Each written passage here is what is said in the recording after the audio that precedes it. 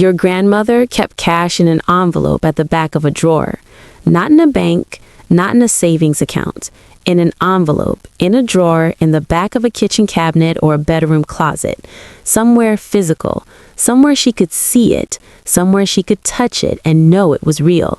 You probably knew about the envelope. You may have seen it.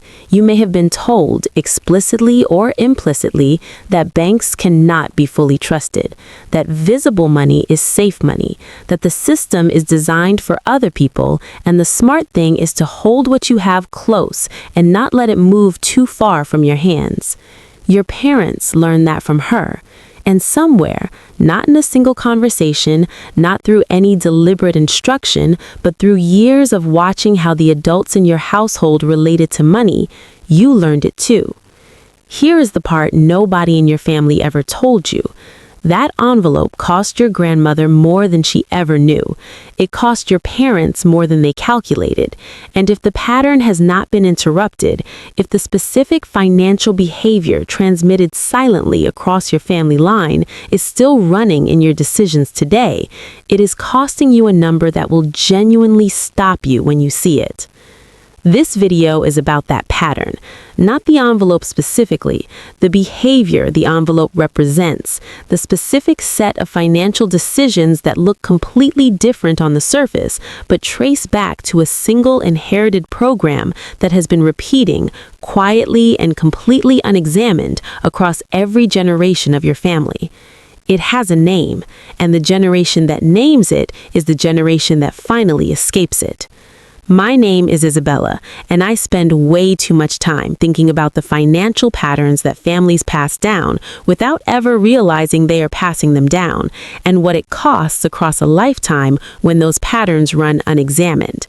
Before we go any further, drop a comment right now and tell me where you are watching from. And tell me this, did you recognize the envelope? Not necessarily literally, but did the opening of this video describe something familiar, something you saw growing up that you have never quite examined? Whether you are in New York or Toronto, Chicago or London, Atlanta or Vancouver, I want to hear where you are in this. I read every single comment, and if this is already landing in a way that feels personal, subscribing means you will not miss what comes next. Now, here is the assumption most people carry about their financial behavior. They believe their relationship with money is personal, shaped by their own choices, their own discipline, their own strengths and weaknesses. They believe that when they struggle financially, it reflects something about them specifically, a lack of focus, a lack of willpower, a lack of financial intelligence that others seem to have and they seem to lack. That belief is wrong in a way that has been costing families across generations. Your financial behavior is not primarily personal, it is primarily inherited. The patterns you run around money, how you save, how you spend, how you think about debt, how you respond to financial stress, what you believe about whether wealth is available to people like you, were formed long before you were old enough to make a financial decision. They were formed by watching, and what you watched was a pattern that was itself inherited from the generation before it. Researchers in family system psychology and intergenerational wealth studies call this the financial inheritance loop, the documented transmission of financial attitudes, beliefs, and behaviors from parent to child through observation, normalization, and the powerful psychological mechanism of emotional imprinting. The concept is grounded in decades of research across multiple disciplines. Financial therapist Dr. Brad Klontz at Kansas State University has spent over 20 years studying what he calls money scripts, the unconscious beliefs about money that individuals absorb in childhood and carry into every financial decision of their adult life. His research, published across multiple peer-reviewed journals and replicated in studies across the United States, Canada, and the United Kingdom, consistently produces the same finding. The most powerful predictor of an individual's financial behavior as an adult is not their income, their education, or their access to financial information. It is the financial beliefs modeled in their household before the age of 12. The financial inheritance loop is not about poverty being passed down. It operates across every income level. It runs in affluent families who transmit anxiety about losing wealth. It runs in middle-class families who transmit the belief that comfort is the ceiling. It runs in working-class families who transmit the belief that financial ambition is dangerous or naive. And it runs completely below the level of conscious awareness in most people, because you cannot examine a pattern you have never been shown exists. The data on this is not theoretical. According to a 2022 study published in the Journal of Family and Economic Issues, children who grew up in households where money was a source of conflict and anxiety are 3.4 times more likely to experience financial anxiety as adults, regardless of their current income level. The anxiety was not produced by current circumstances. It was transmitted from the emotional environment of childhood and then reactivated by any financial pressure in adulthood. Read that again. The financial stress you feel today may have been formed in a household you left 20 years ago. Your nervous system learned what money means emotionally before you ever earned a dollar of your own, and it is applying that learning to every financial decision you make right now. Let that sink in. According to research by the Federal Reserve Bank of St. Louis published in 2023, the wealth gap between families who discuss money openly across generations and families who treat money as a private or shameful topic is significant and widening. Families with intergenerational financial communication, where parents explicitly discuss saving, investing, debt management, and financial goals with their children, accumulate on average 2.7 times more wealth over a 30-year period than families of similar income where money is not openly discussed. The silence is not neutral. Silence is its own inheritance. And in most families, the silence is the loudest financial instruction ever given. According to a 2021 study from the University of Cambridge examining financial socialization across 3 generations of families, 67% of participants could identify a specific financial belief they could trace directly to a parent or grandparent behavior.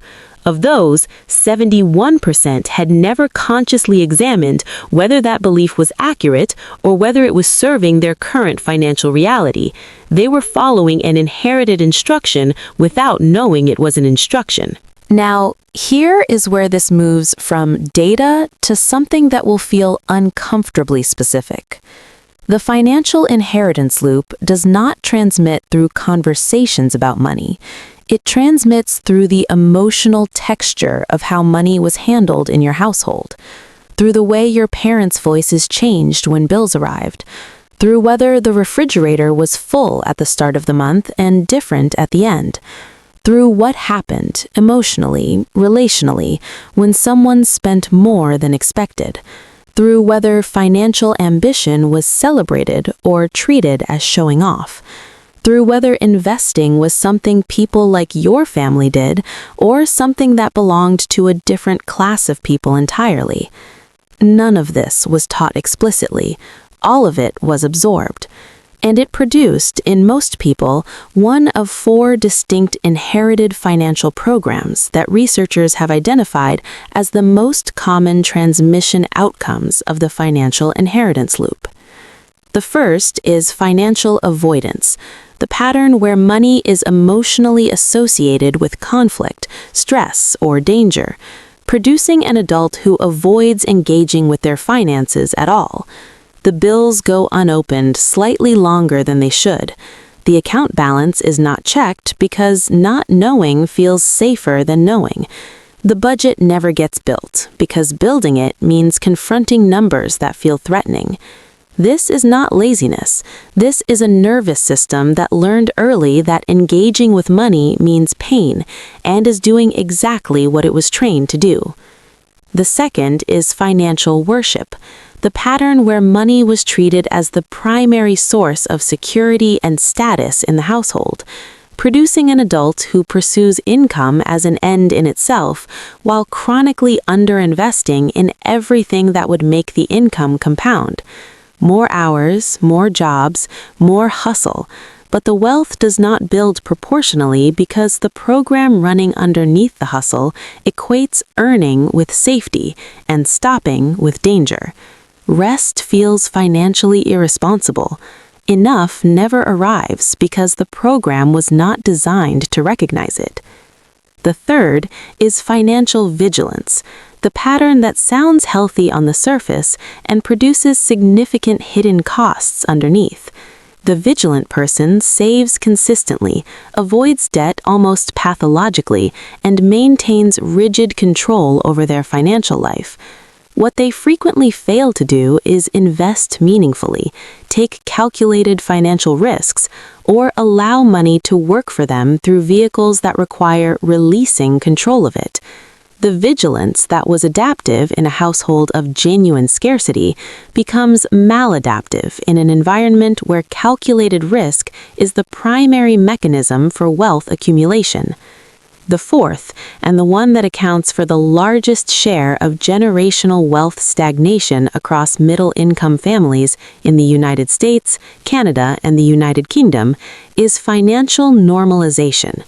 This is the pattern where the financial ceiling of the household of origin becomes the unconscious financial target of the adult, not because they consciously aim for it, because it feels like the natural level, the level where people like us end up. Comfort within a defined range feels right. Falling below it produces anxiety. Rising significantly above it produces a different kind of discomfort, a sense of departure from the familiar, of having moved into territory where the family's inherited scripts no longer apply.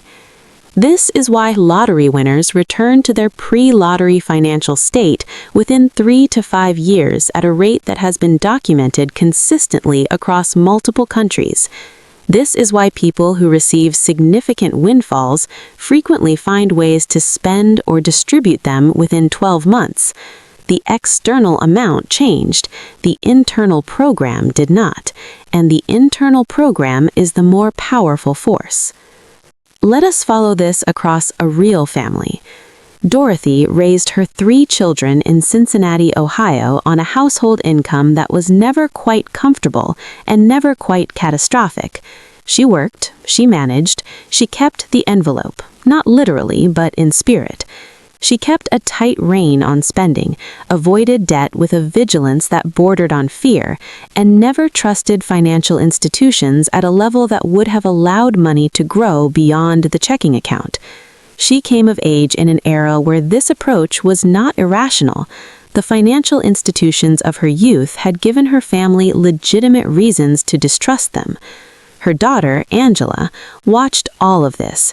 She absorbed the emotional texture of it, the tightness around financial decisions, the relief of a paid bill, the anxiety of an unexpected expense, the belief that safety meant control, and control meant keeping money visible and accessible. Angela went to college, entered a professional career, and earned more than her mother ever had.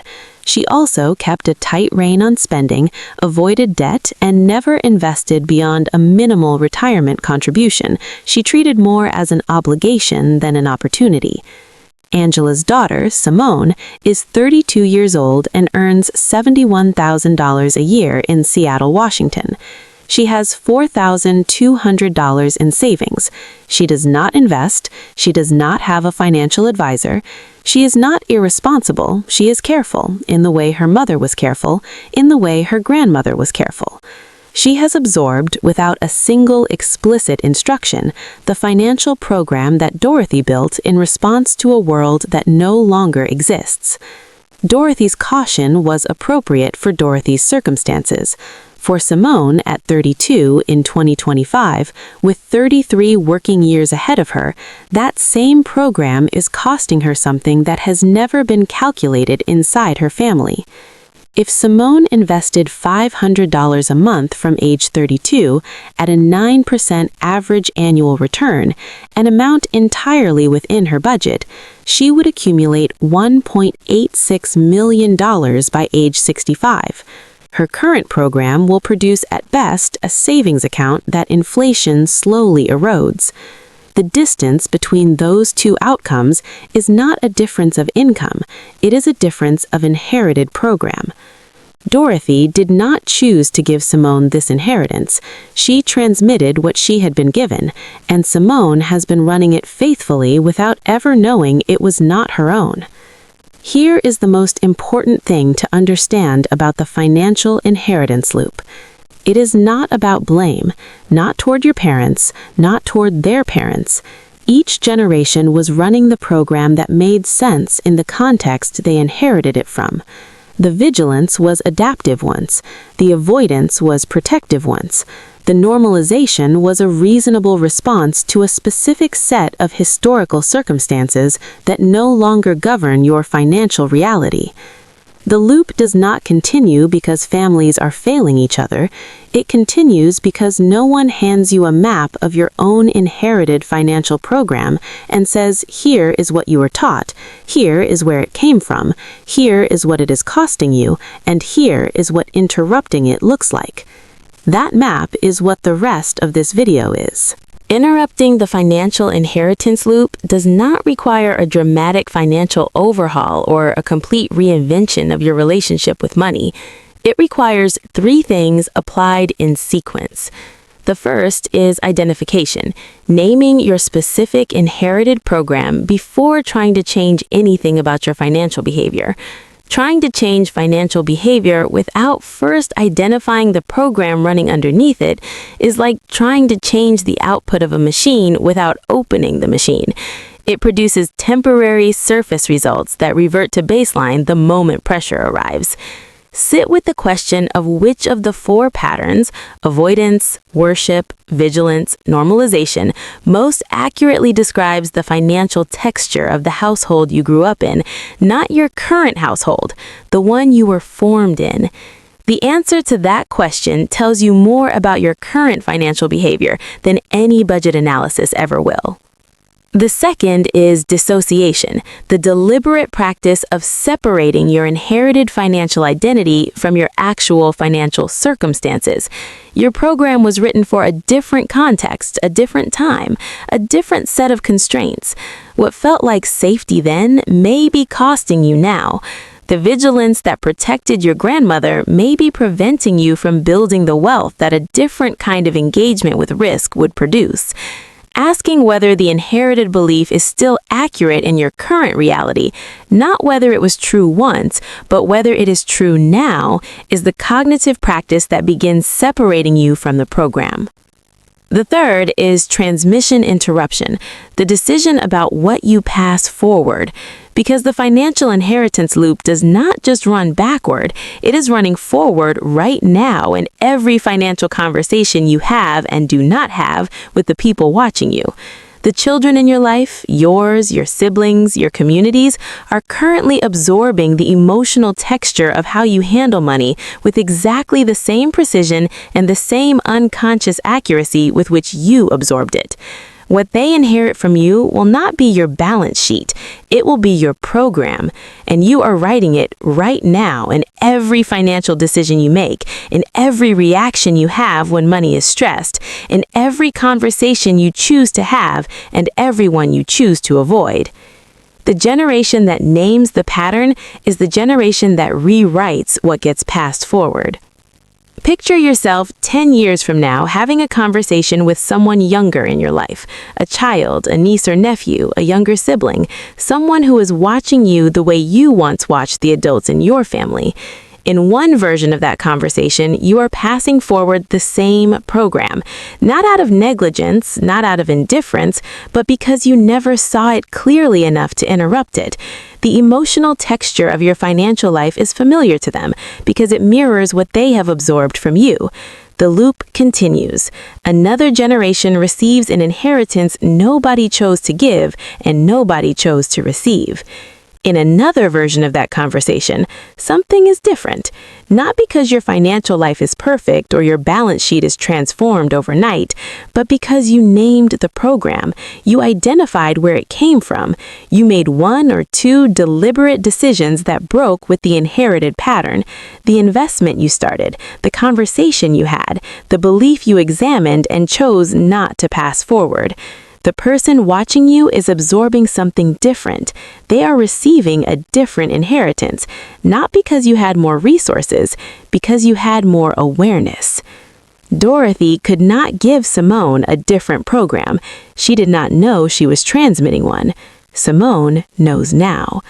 The question is not whether your family's financial history determines your financial future.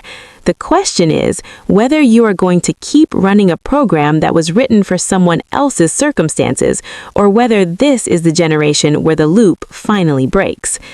Before you go, I want to hear from you in the comments. Which of the 4 inherited programs did you recognize?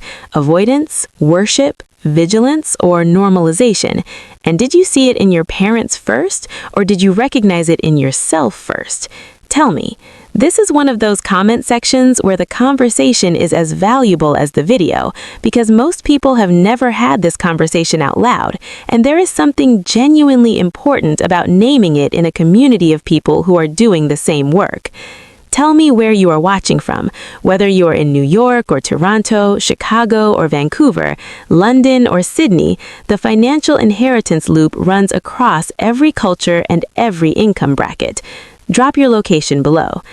If someone in your family is running a program they have never examined, if you recognize someone you love in this video, share it with them, not as an accusation, as a gift. The conversation this video starts is one most families have never had. It might be the most valuable one yours ever does. If this earned a like, it helps more people who are carrying an inherited program they have never seen find their way here. And subscribe, because what we covered today is the pattern, and the next conversation is about the practical steps of rewriting it. Thank you for being here. The loop ends with the generation that names it. That generation is you.